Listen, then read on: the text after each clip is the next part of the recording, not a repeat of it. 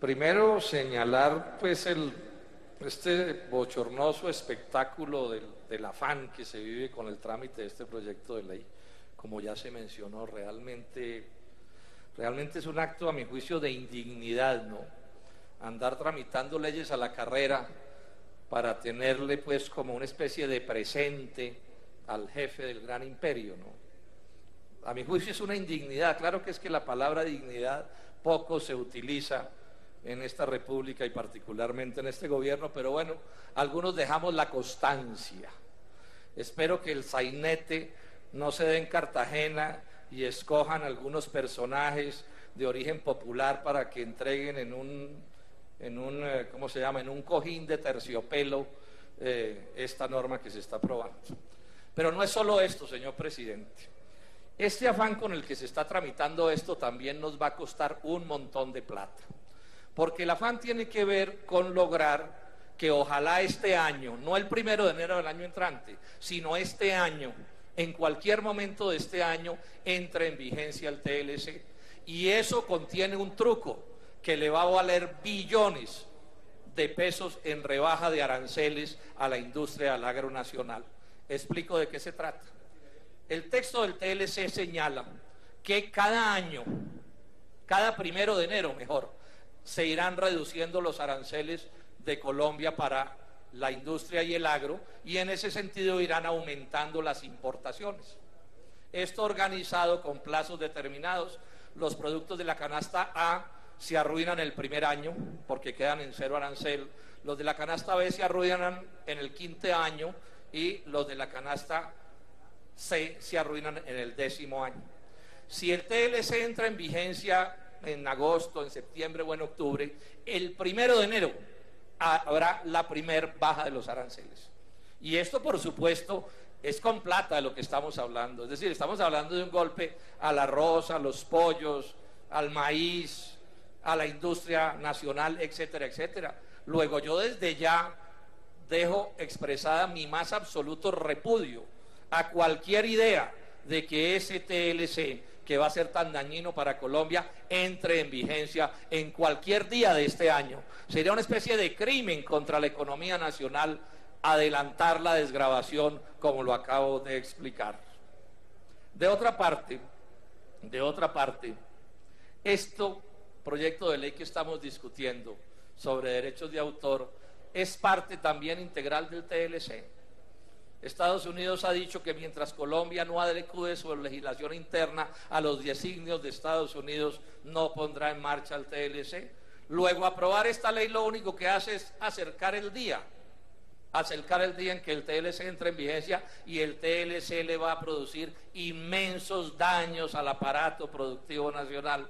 Repito, inmensos daños al aparato productivo nacional, ruina del agro, ruina de la industria, desempleo, pobreza, concentración de la riqueza, desnacionalización de la economía nacional. Y entonces, por supuesto, que nosotros no podemos estar de acuerdo con que esta ley se tramite como se viene tramitando. De otra parte, para entender el fondo de esta ley, porque no es tan inocente como lo han querido presentar, hay que entender que el libre comercio, primero que todo, de libre no tiene nada, y en segundo término, no es solo comercio. El libre comercio es una especie de ficción para organizar cómo deben ser los negocios entre las grandes transnacionales del mundo. Y esas transnacionales lo que necesitan es organizar un mundo en el que todo haya menos libre comercio. Y en ese sentido juegan un papel fundamental este proyecto de ley y otro que se va a discutir más tarde, que tiene que ver con cómo aumentar los tiempos del monopolio por la vía de la propiedad intelectual. Propiedad intelectual en el caso que estamos tratando del copyright o de los derechos de autor, o propiedad intelectual en el caso de las patentes, como es el caso de este acuerdo internacional que también está sufriendo trámite a las volandas en el Congreso. Y eso a lo que apunta, senadores y senadoras y colombianos, es a aumentar los tiempos de monopolio, o sea, los tiempos de precios monopolísticos, es decir, los tiempos de bienes costosos, de bienes caros. Aquí, como mucha gracia, se dice, no, es que entonces es el derecho de autor de un cantante o de otro cantante, y sí, eso pueden ser los derechos de autor de un cantante u otro cantante, pero para la sociedad eso lo que son es precios de monopolio, o sea, precios bastante más altos que si el monopolio no existiera. Entonces aquí no se puede solo pensar en el derecho individual de quien disfruta del precio del monopolio, sino qué pasa con el derecho colectivo de la sociedad a tener acceso a bienes más baratos, con un agravante o con dos agravantes. Primero, por cada colombiano que reclame derechos de autor o propiedad intelectual, miles y miles y miles de ciudadanos norteamericanos reclaman ese derecho. No seamos tan ingenuos de pensar que en este intercambio desigual que es el TLC, este tipo de medidas van a favorecer la producción nacional, cuando es evidente que están diseñadas para favorecer la producción norteamericana, que en todas las cosas nos lleva ventajas inconmensurables. Y en segundo término, no es de menor cuantía que se pasen estos derechos de 50 a 70 años, o sea, que el monopolio pase de 50 a 70 años, diciendo no, que es que eso rige para las empresas. Es que esa es una de las realidades. Cada vez son menos los autores individualmente tomados que tienen el control de sus derechos de autor, y son más las empresas, en este caso los monopolios y las transnacionales, los que se quedan con esos derechos de autor, mientras al autor, ¿sí?, le transfieren sumas extremadamente pequeños, y esas empresas se aprovechan de esa circunstancia para su enriquecimiento. Luego, no es un asunto menor que se pase de 50 a 70 años unos derechos que por lo demás son bien discutibles en términos filosóficos. Tampoco es un asunto de menor cuantía, como se quiere señalar aquí, que se aumente la posibilidad de que haya más televisión extranjera, norteamericana en este caso, en los fines de semana. ¿Cómo va a ser eso un asunto de menor cuantía? Porque es obvio que la tendencia es a que aumente la presencia de la producción extranjera en esas horas. Y lo que es obvio además es que eso golpea el trabajo nacional, porque lo reemplaza por trabajo extranjero. Si hay una industria poderosísima en Estados Unidos a escala global, no solo con respecto a un país como Colombia,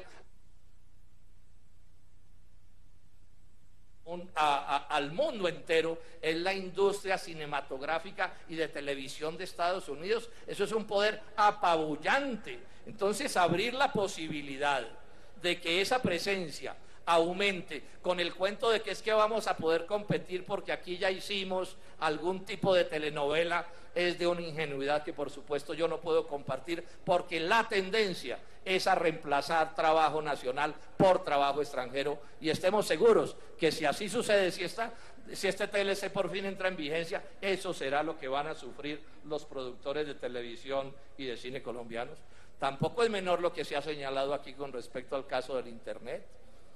La bien llamada ayer ley Lleras sigue reflejada en este proyecto de ley. Yo comparto la idea de que esto se trata de una ley Lleras 2.0. No podemos caer en la ingenuidad de pensar que las transnacionales norteamericanas promueven el monopolio, promueven la exclusión, promueven la ausencia de competencia en todos los aspectos de la vida donde les sea posible imponerlas, y resulta que para efectos del Internet se van a poner escrupulosas, y ahí sí van a permitir que avance la creatividad de los jóvenes y que se manifiesten de cultura que existen para el Internet. No, eso está cargado de veneno para impedir que el Internet abra las inmensas posibilidades que debería tener. Para terminar, señalar dos cosas más, señor presidente: que en esa ley se aumente la cárcel para los infractores de estas normas. Es a mi juicio otro espectáculo bochornoso. Todo se va a resolver con cárcel en este país en beneficio de las transnacionales. Lo que antes eran contravenciones de tipo económico que se tramitaban de otra manera, ahora es con cárcel. Están llenando las cárceles de pequeños y medianos mineros que se atreven a desafiar el monopolio de las transnacionales, que se han quedado con los títulos que cubren el territorio nacional, y ahora aquí nuevamente cárcel para los infractores, código penal en la mano. ¿Eso qué tiene que ver con la democracia? En un país lleno de pobres, de rebuscadores, de gente que se tiene que ganar la vida en medio de las condiciones más difíciles.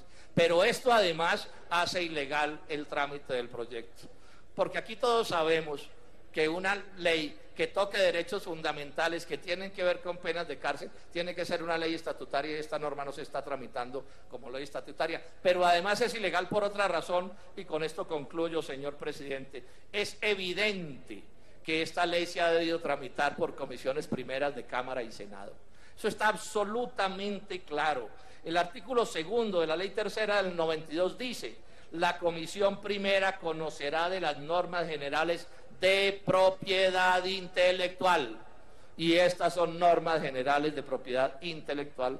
Y tengo aquí en mi poder suficientes sentencias de la Corte Constitucional que señala que en casos en los cuales una ley no se tramite por la comisión respectiva de acuerdo precisamente con la ley que acabo de mencionar, pues el trámite es un trámite ilegal.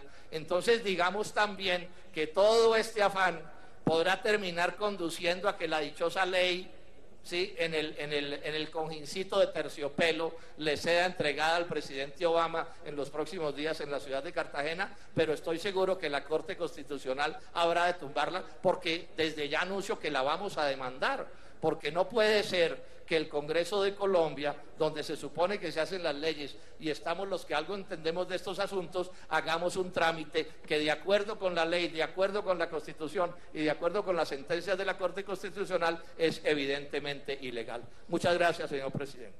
Senador.